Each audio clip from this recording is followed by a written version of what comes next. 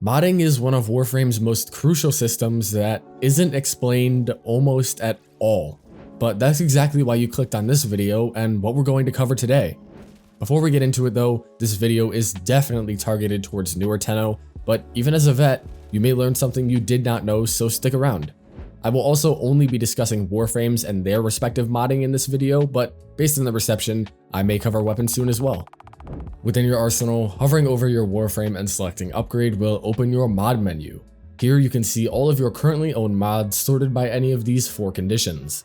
To the left are your Warframe's current stats. Do note that as your Warframe levels up to its maximum of 30, some of these will increase, shown by the rank bonuses pop up just under the stats themselves. Over on the right is your arcane slots, but this is more of a late game system that I won't be discussing in this video. Near the top are 2 things, in the middle is your config slots. These will become more useful later when you acquire Helmet and run multiple different ability setups, but right now, if you'd like 2 different builds for separate occasions, swapping between configs rather than redoing your entire build is optimal. The other, shown here, is a capacity stat that determines how many mods you can have currently equipped on your Warframe, with their capacities varying, largely dependent on the strength or rarity of a mod. At rank 30 with no reactor, your Warframe will have a total 30 mod capacity, though heading over to the actions button near the bottom of your screen and applying an Orokin reactor to your Warframe will double its capacity from 30 to 60. Though if your Warframe is not max rank, which it's likely it won't be, or you get a new fresh frame, the amount of mod capacity it will have will be equal to that of your mastery rank. At MR24 like I am, well then you will have 24 base capacity, with it only increasing after you pass your MR with your Warframe's level, again up to a maximum of 30, giving you ample space for your mods at this point in the game. Speaking of actual mods though, there are 10 total slots, 8 of those being for about 90% of mods, the Aura slot, the only place you can slot in Aura mods, and the Exilus slot, which can be filled with Exilus mods.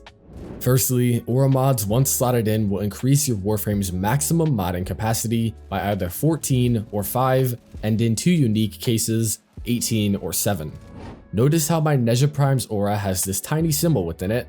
This is called a polarity, something we will talk about more later, but in this case, if my Aura mod matches the polarity of the slot, it will grant double the number displayed on our mod to your capacity, and if it doesn't, it will still grant capacity but at a reduced value.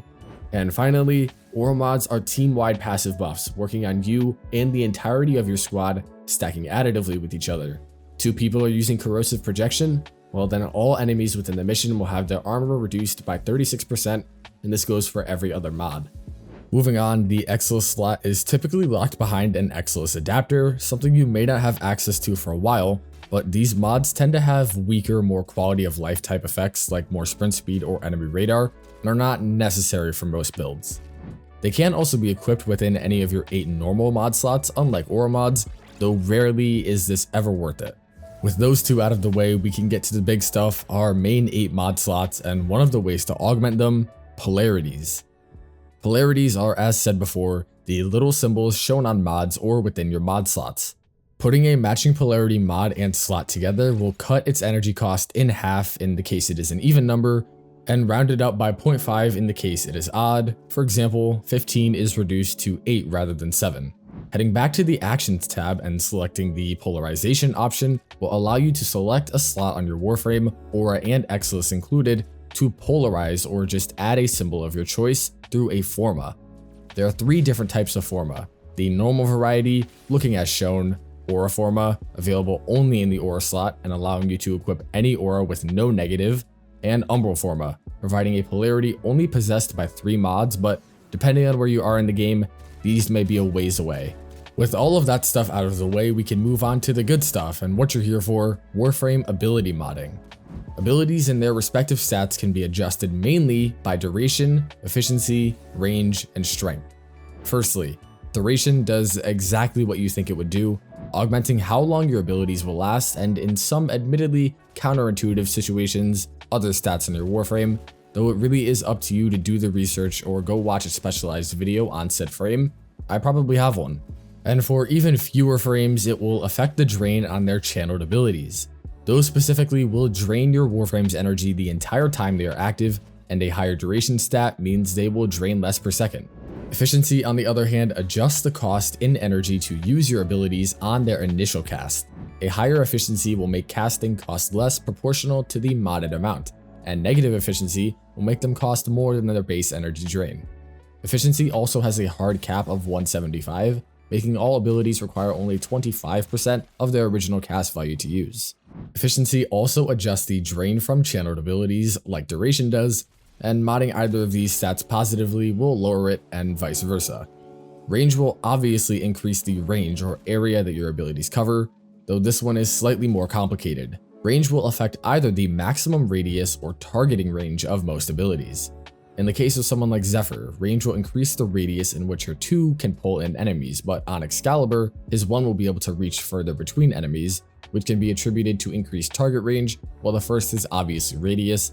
This is typically shown on the ability, and like many other things in Warframe, range has some weird properties with some Warframes, like on Zaku, increasing their max guns rather than strength. Because just why wouldn't it? And finally, probably the most desired stat for many people is strength.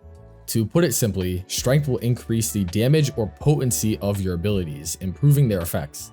On Mesa, it will increase the damage of her regulators, while on Mirage, it will increase the damage granted by Eclipse to your weapons, and in Necros' case, make Terrify strip a higher percentage of enemy armor, and also affect more of them simultaneously. As said before, it is really up to you to determine what stats your Warframe needs based on your playstyle or build, as they all differ quite aggressively.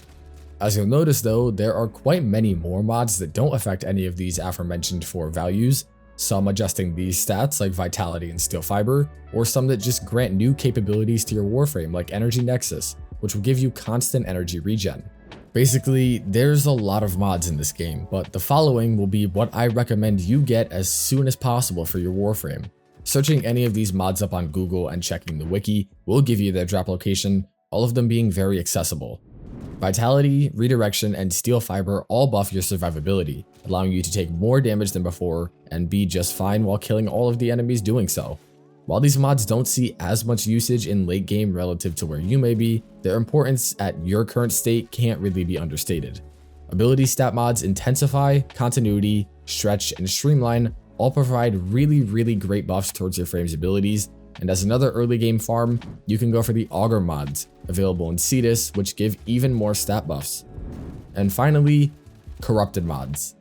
Corrupted mods give very high positives like Blind Rage's 99 ability strength, but come with pretty damning negatives, with the plus 99 bringing with it a negative 55 towards efficiency.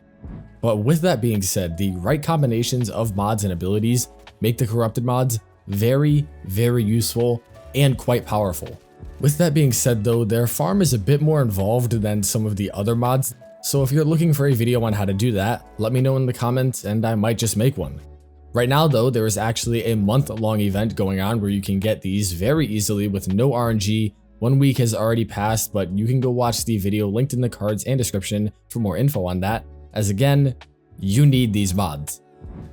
And I believe that sums it up. Modding is quite complicated in Warframe, but I hope this video explained it well enough to you that you feel quite confident now. If you enjoyed this one, please let me know in the comments and I may continue this series and do a weapons video. Thank you so much for watching. Only about 30% of you guys are actually subscribed, so if you haven't yet, I would really appreciate it. Gunning for that 100k in 2024. If you want to support me even more, the Patreon is linked in the description, where you'll get a lot of my content a day early, and you know, just help me out a lot. A massive thank you to all of my supporters who help me keep the lights on in the house that I don't own nor pay the electrical bill for. I hope this video was informative and helpful, and I will see all of you guys tomorrow. Peace.